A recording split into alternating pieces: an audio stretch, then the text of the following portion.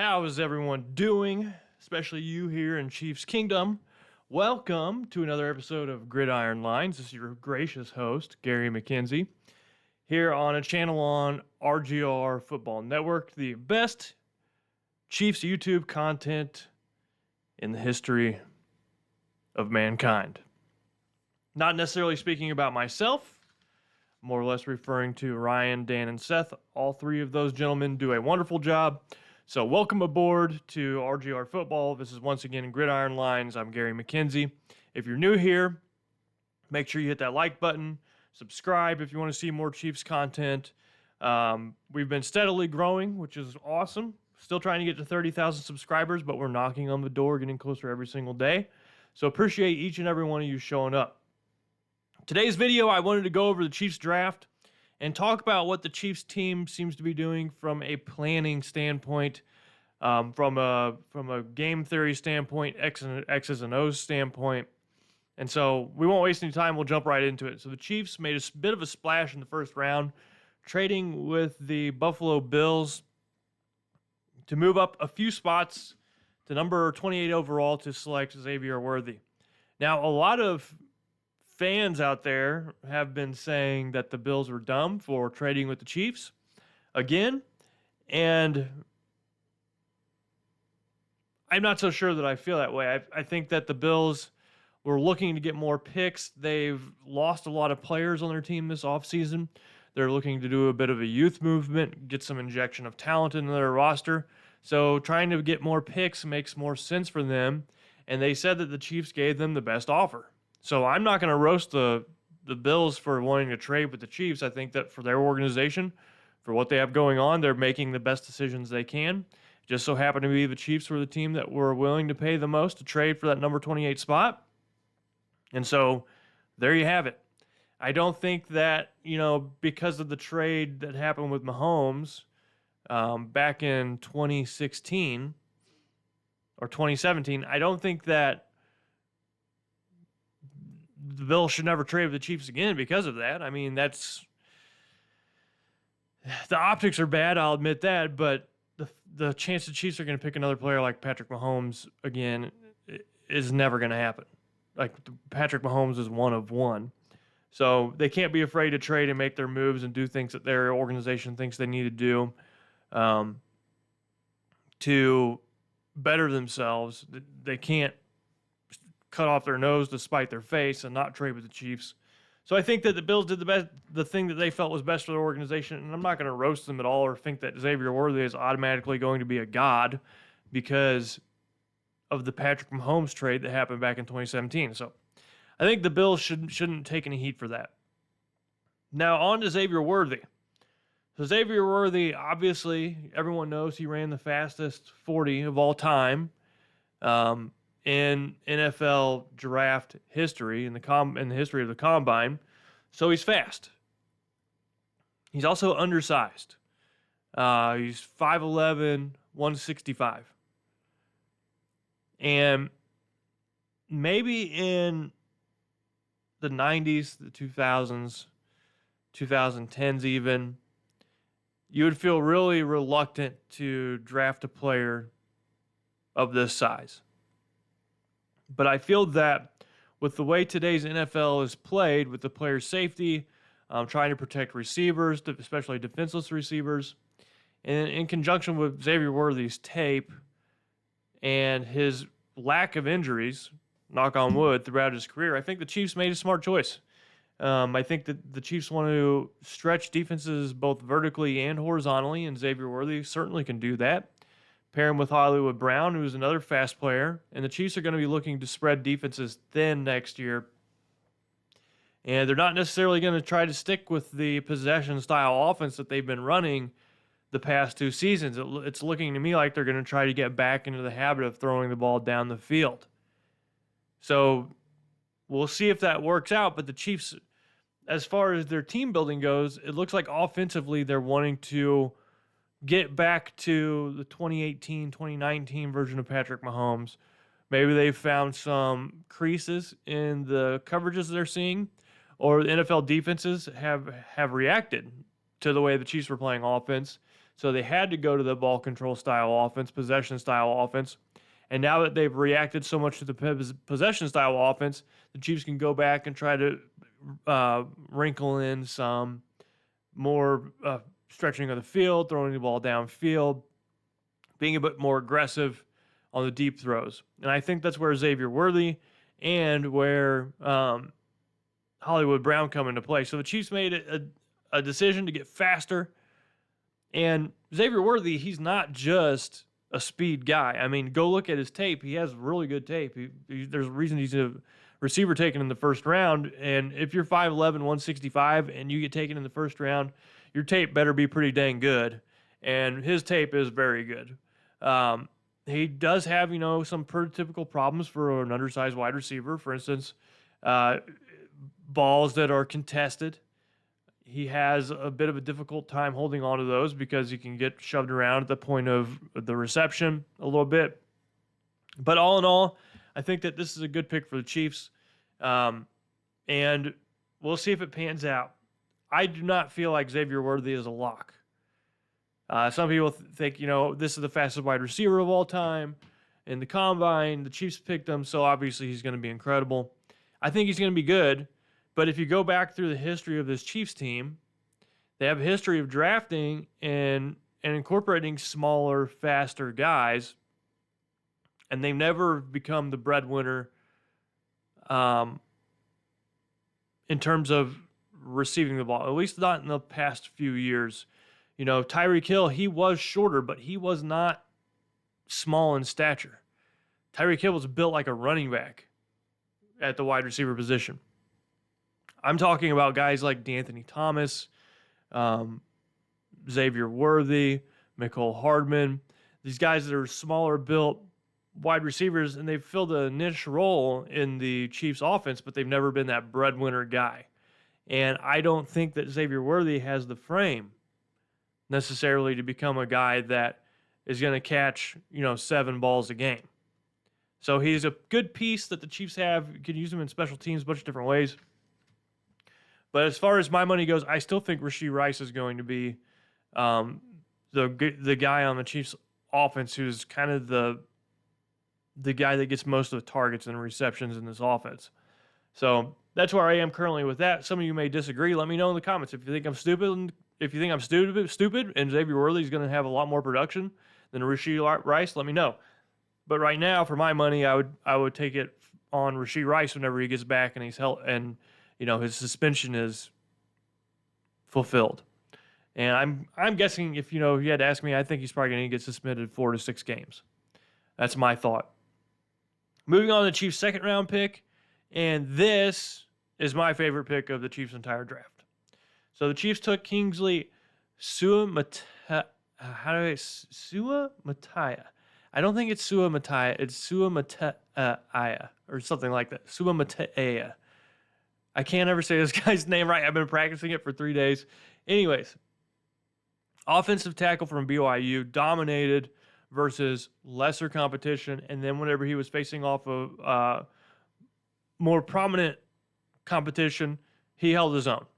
So this is offensive tackle as a high level of upside. He's my favorite draft pick for this Chiefs team. One, because if the Chiefs can get an offensive tackle, particularly left tackle, on a rookie deal, it's going to save them so much money and really help this team find success down the road. That's one thing I like about him. But then also, his upside is so high, and the Chiefs have a history of taking second round, third round, fourth round, any round offensive linemen and having success with them. And Suamataia, he has a perfect situation coming to him in Kansas City. So a lot of offensive tackles that were taken in the draft, they're immediately going to have to start. Kingsley has this really good opportunity to meet his potential by taking some time to learn the system, to get into shape at the NFL level, to practice against guys like Michael Dana and George Karlaftis, and really become the high-level prospect that he can be. So he has the ability to fulfill his potential by taking some time while Donovan Smith fills in that starter role. So this is a pick that I love for the Chiefs. I think it's a perfect situation for Suamataia, and I think that, for my money, I think he's going to be the best pick of this draft for the Chiefs. Now, we'll see what happens, but I really like that pick for them. The Chiefs had 2 fourth-round picks. They spent one on Jared Wiley. Really athletic, tall tight end.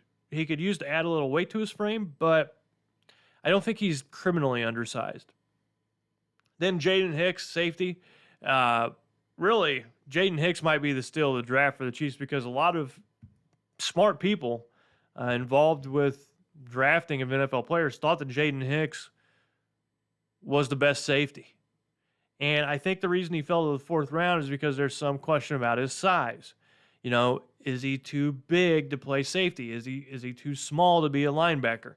What exactly does he do, and what position will he play in the NFL? And I think the Chiefs were looking at it as, okay, the tape for Jaden Hicks is clearly awesome. Really an instinctual player, made a lot of noise in college, and we like this player. And Spagnuolo, if you know the way he plays defense, it's really just a hybrid style defense. And for hybrid style defenses, you need guys that are hybrid size. So I think Hicks fills a really good role for this defense, in that you might need a linebacker who can go sideline to sideline. You might need a safety that has a little more pop to come into the box and do a little bit of coverage. So this is a Steve Spagnuolo pick through and through. And I really love this Jaden Hicks pick. I think it's a steal of the draft for the Chiefs. On to the 5th round, the Chiefs took a certified genius, so I've heard, in Hunter Norzad, interior offensive lineman. And supposedly he has an engineering degree, and he was being recruited. Oh gosh, I can't remember the college. It was a really good engineering college. Anyways, he was being recruited just as much for football as he was for his graduate program in engineering. So, really smart player, and I kind of essentially think this is Laurent Duvernay-Tardif 2.0. So, heads-up player, smart player, taken in the 5th round.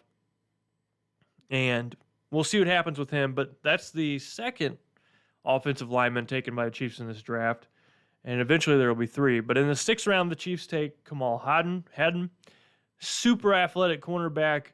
This is a guy that has a large wingspan. He's a taller cornerback, prototypical Brett Veach cornerback selection, tall, athletic, long arms. Think Joshua Williams, that can probably step in and be a contributor to this defense on day one. If we're looking at the Chiefs' track record of drafting cornerbacks in the later rounds, they seem to be able to pick these guys up out of thin air over and over again. So it's a prototypical pick for the Chiefs. Cornerback later rounds, super athletic, long, classic Brett Veach and Steve Spagnuolo move on the defensive side of the ball. And lastly, we have C.J. Hansen. I think he was the first player to be drafted out of Holy Cross in like 35 years or something crazy like that.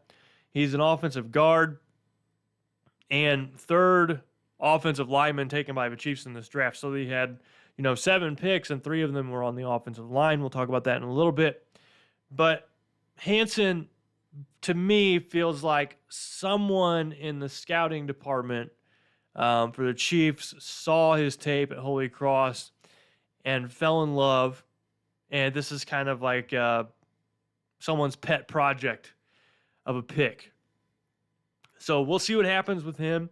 But I also think that if this is a pet project pick, then whoever is making the offensive line picks for the Chiefs deserves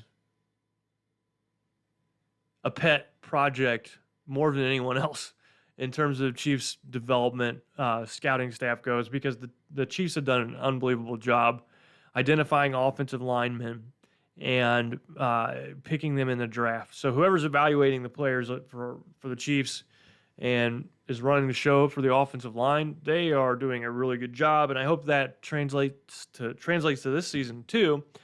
But as I mentioned, the Chiefs picked 3 offensive linemen in this draft, and the reason for that to me is pretty straightforward. Joe Thuney's contract expires in 2025. In 2024, he's slotted for $27 million against the cap. 2025, he's slotted for $27 million against the cap. In 2024, if you cut him, it's $24 million in dead money. And 2025, if you cut him, that's $11 million in dead money. So the Chiefs most likely are going to hold on to Thuney's contract over the next 2 years. So in the 2026 season, so 2 seasons, the Chiefs are going to have a huge hole, most likely at offensive guard, unless they choose to extend Thuney. I don't know if they will because they have money that needs to go elsewhere on the team. You know, you've got Nick Bolton. Probably around that time, you're going to have that 2022 class. Their contracts are going to be coming up. So a lot of players that the Chiefs are going to need to sign. And I don't know if Thuney sticks around after 2025. But in addition to that, you've got Creed Humphrey and Trey Smith, both who their last contracted year is 2024. So they're going to be looking for deals in 2025. And I think the Chiefs are hedging their bets and trying to protect themselves a little bit from Creed Humphrey or Trey Smith leaving in free agency, getting a huge payday elsewhere, by selecting these 3 offensive linemen. So I think the Chiefs' hope is that they can save some money, perhaps, as Sua Mattia can take that left tackle role, and then they're hedging their bets with Norzad and C.J. Hansen to maybe give the team some security, some insurance, in case they can't work out a deal with Humphrey or Trey Smith. So they're just really expanding their options. And this is something that I think that not every team has the luxury of doing. The Chiefs roster is so deep and so complete that the Chiefs have the luxury of planning 2 or 3 years ahead. Most teams are in survival mode. You know, we have this huge gaping hole at offensive tackle. We need a quarterback. We need help in terms of pass rushers. The Chiefs roster really has no holes in it at this point in time. And so they have the luxury of being able to pick, you know, guys that maybe need a year to reach their full potential, like Sua Mattia, like Wiley, you know, guys that just need a little time. And so this is a really fortunate position for the Chiefs to be in. And you can see that clearly with their planning, that they're not in survival mode. They're in planning mode, long-term planning mode. And to me, this is one of the reasons why the Chiefs are going to be successful for years to come, because they've built this dream situation in Kansas City where it's not necessarily, hey, we have these holes we have to fill. It's, hey, we have these plans we need to make. And if there was one area of the Chiefs roster that maybe has some question marks, it's a wide receiver. But I feel like with the addition of Hollywood Brown and then Rashee Rice, once his situation gets sorted out, they could have been in a much worse situation at that wide receiver position. But really, this is a team that's thriving, and they don't have to worry about making survival picks. So that helps a lot in terms of building your team. So I think the Chiefs offensively, they're planning on trying to stretch the field. You know, a guy like Xavier Worthy helps that. Adding Hollywood Brown helps that. So they're going to move away a little bit from their ball control style offense that you've seen the past 2 seasons. They're going to try to get back to some of that down the field attack. We'll see if that works out. It should work out with guys like Xavier Worthy and Hollywood Brown back there, you know, creating havoc, stretching the defense, getting way downfield in 3 seconds. So that's what they're going to plan to do offensively. And then maybe, you know, because of that, it's going to open things up for Isaiah Pacheco. It's going to open things up for their screen game.